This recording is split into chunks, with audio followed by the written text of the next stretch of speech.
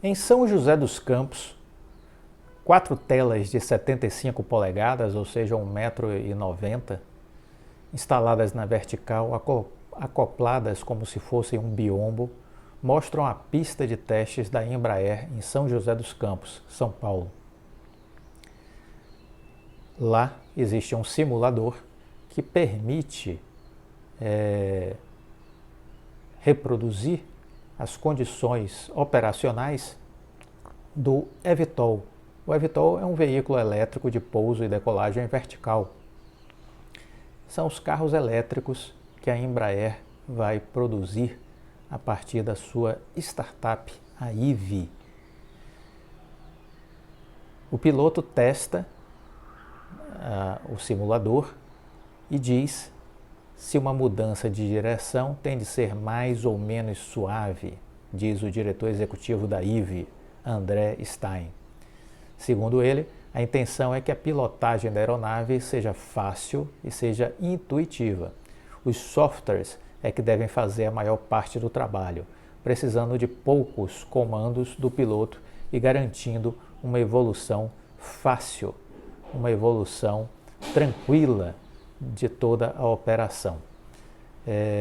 Pelo que foi observado, a companhia caminha rapidamente nessa direção de ter o seu carro voador, inclusive de forma autônoma. Num primeiro momento, os projetos trabalham com pilotos fazendo a direção, mas a perspectiva é que no médio prazo já possa existir as versões autônomas dos carros voadores da Embraer. Após apertar o botão de ligar e decolar, a pessoa que simula o voo, né, manipulando o joystick, começa a ter toda a sensação de estar fazendo um voo.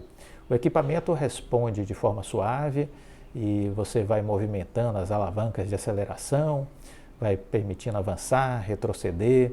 A pilotagem é muito simples, não há nenhuma dificuldade em aterrissar em um ponto da sede da Embraer, e isso mesmo para aqueles que não têm nenhuma experiência com aeronaves. A velocidade máxima no simulador vem sendo fixada inicialmente para os primeiros voos simulados a 30 km por hora, o que impede que o voo fosse mais emocionante, vamos dizer assim. A companhia trabalha para que o eVTOL opere até 180 km por hora, mas a ideia é que a velocidade seja sempre controlada pelo computador e não pelo piloto. E essa prática deve acontecer sempre considerando os fatores de clima, do ambiente que você está trafegando, né? Tudo isso o computador vai estar fazendo essas leituras e observando como melhor se portar diante do contexto em que está inserido. O primeiro voo do primeiro jato já está sendo projetado para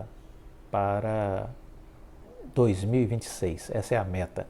O primeiro carro voador da IVE deve ser entregue em 2026. Assim como o simulador, a aeronave deverá ser mais simples possível, com peças fixas, o que facilita a manutenção e torna a operação mais barata. O eVTOL deverá ter 10 motores, sendo 8 para movê-lo verticalmente e 2 horizontalmente. Os motores serão elétricos e eles não emitirão gases de efeito estufa, reduzindo o barulho, e ainda serão leves. Isso vai permitir que vários sejam instalados em uma aeronave e, portanto, façam deslocamento vertical e horizontal. O projeto prevê que o eVTOL voe entre 400 e 500 metros de altitude e se desloque por até 100 km e carregue 4 passageiros além do piloto. Quando ele for autônomo, a capacidade será de 6 passageiros. Então, notícias sobre os carros voadores da Embraer. Esse é o mundo novo que estamos vivendo. A startup IVE, que a Embraer criou, está abrindo capital na Bolsa dos Estados Unidos esse ano, no segundo trimestre, a previsão, e ela já está com uma avaliação de mercado, de valor de mercado, da ordem de 3 bilhões de dólares, valendo mais do que a própria Embraer, que tem seu valor de mercado na casa aí dos 2,6, 2,7 bilhões de dólares. Então, a startup recém-criada pela Embraer já está valendo mais do que ela mesma, né? Isso é importante a gente entender. Falando um pouco ainda sobre esse setor aéreo, eu queria compartilhar com vocês uma entrevista com o Paulo Kakinoff, que é presidente da Gol. E é aquela ideia de sempre estar compartilhando entrevistas, pensamentos de lideranças de empresas. Uma entrevista recente, o repórter fez as seguintes perguntas: já chegou o momento em que a oferta de voos vai se equiparar à de 2019? Olha, a gente deve ter uma oferta aí de 90%, 95% dos voos que tivemos em dezembro de 2019. Falando, claro, apenas de mercado doméstico, já que o internacional ainda está muito longe do patamar anterior à pandemia. Na alta temporada, podemos chegar até 100% do que oferecemos antes da pandemia. Essa entrevista foi dada antes desses cancelamentos que aconteceram por conta do crescimento da variante Ômicron, né, que acabou impactando os voos das companhias aqui no Brasil. Se o turismo parece estar voltando com força, como fica a situação das viagens corporativas? Com a pandemia, foi uma situação inédita. Nós chegamos a calcular que 1/3 das viagens corporativas seriam eliminadas por conta das ferramentas de comunicação, como o Zoom, por exemplo. Mas agora acho que esse efeito foi superdimensionado. Estamos prevendo uma queda de 10%, ou até mesmo que isso chegue a zero, com possibilidade de recuperação plena para esse universo corporativo. Os setores do agronegócio, de óleo e gás, de serviço como um todo devem puxar essa recuperação, por isso revisamos a nossa projeção anterior. O ano de 2022 deve ser de muita volatilidade por causa das eleições. Como a Gol está se preparando para isso? De fato, a volatilidade nos afeta, mas estamos acostumados. Desde que estou na companhia, em 2012, já vivi cenários de barril de petróleo a $20 e $120. E a variação dessa commodity é fundamental para o nosso setor. Hoje, a participação no processo do preço do combustível no nosso custo está nos mais altos patamares históricos. E isso não está relacionado só ao barril do petróleo, mas também à nossa volatilidade interna com a alta do câmbio.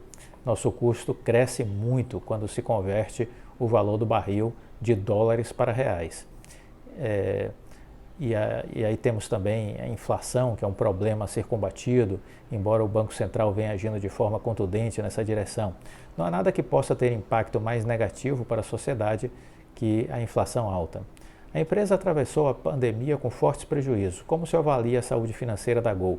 Fizemos a travessia do deserto sem nenhum auxílio externo, apenas com os nossos próprios recursos, e nos propusemos a fazer a travessia sem reduzir a força de trabalho, com todo mundo a bordo. Não tivemos auxílio, o que eu acho compreensível dada a situação fiscal do país, que também tinha outras prioridades. O impacto foi muito grande, nossa receita chegou a ser reduzida a quase 90%, foi reduzida em quase 90% em alguns pontos da pandemia. Nesse momento, com o estágio avançado de vacinação, a retomada da atividade econômica, a gente já consegue ver um oásis nesse deserto. Nos últimos tempos, a Azul tem assumido a liderança do mercado e deixado Gol e Latam para trás. Isso é algo que preocupa? O ranking, quando você olhar só sobre as 3 principais empresas, está um pouco distorcido justamente pelas variações de demanda dos últimos 2 anos. Isso leva a uma disputa de narrativas. Além disso, nossos 2 competidores estão polarizando em torno da recuperação judicial da Latam. Então, eu não vejo que essa fotografia atual seja representativa do futuro. Considerando os inventários que foram colocados à venda para o próximo ano, as participações de mercado vão ser muito análogas do que eram antes da pandemia. Vejo um equilíbrio com cada uma das empresas com 1/3 do mercado. Mas ainda dá para cortar custos, deixar a operação mais eficiente. O 737 MAX é uma aeronave de menor consumo de combustível, além de ter maior alcance, voa a distâncias mais longas e faz menos ruído. Já transportamos mais de 2 milhões de brasileiros com essa aeronave e vamos continuar com a nossa disciplina no ajuste da capacidade em relação à demanda. O fator eleição preocupa a empresa. A volatilidade é mais elevada em anos eleitorais, esse é um fato, está se desenhando uma das atividades mais intensas do ponto de vista eleitoral das últimas décadas, e tudo isso no momento de desafio, com inflação e desemprego altos, além de o crescimento do PIB mais baixo. Mas acredito que o mercado já tenha refletido de forma antecipada a volatilidade desse ano, que esse cenário, de certa forma, já está dado. Do nosso lado, estamos trabalhando com um patamar bem superior que tivemos em 2021. Por isso, esperamos um crescimento de 100% na nossa receita no ano de 2022, contanto que não ocorra uma nova forte onda da pandemia. Então, essa foi uma entrevista de fim de ano que ele deu, fazendo essa projeção de dias melhores, e eu compartilho dessa crença de que nós estamos, de fato, vivendo essa possibilidade de uma crescente melhoria da retomada econômica no mundo inteiro, e isso vai repercutir no balanço das empresas. Ah, Clóvis, mas e a Ômicron que está causando estragos, está causando pânico, tantos casos? Até aqui o que se tem é vamos dizer assim, uma nova variante que é mais contagiosa do que todas as outras anteriores. Por outro lado, ela traz um componente de gravidade menor. E dessa forma, olhando um pouco onde ela surgiu, que foi a África do Sul, a onda aconteceu, exponencializou rapidamente, chegou ao pico muito rápido, em 30 dias, e depois disso a onda começou a se desfazer. Então a África do Sul já está saindo desta onda da Ômicron. Então acreditamos que isso vai acontecer com a Europa, isso vai acontecer com os Estados Unidos, isso vai acontecer com o Brasil. O diretor, vice-presidente de estratégias do UBS, falou a respeito disso recentemente, compartilhamos esse relatório aqui com vocês, e ele diz exatamente isso, que ele vê a Ômicron como uma questão disruptiva de curto prazo e que não vai comprometer o cenário de retomada da economia global. Compartilhamos dessa tese e é isso que a gente espera ver daqui para frente, uma melhoria de cenário. Com relação à nossa bolsa, volatilidade por conta de eleição é normal, é esperada, mas temos também uma perspectiva de que a bolsa encerrará o ano num patamar maior do que iniciou esse ano. Então a gente pretende ver também a Bolsa Brasileira evoluindo para melhor. Essa é a expectativa que a gente está trabalhando. Fizemos alguns vídeos fazendo um balanço do ano que passou e já fazendo algumas projeções de expectativas com relação a 2022. E maratone os vídeos, assistam para ter uma informação melhor, para pautar e nortear as suas estratégias de investimento esse ano. Deveremos sim ter boas oportunidades. Gostou do vídeo? Deixe o like, compartilhe com os amigos. Fique com Deus e até a próxima. Tchau.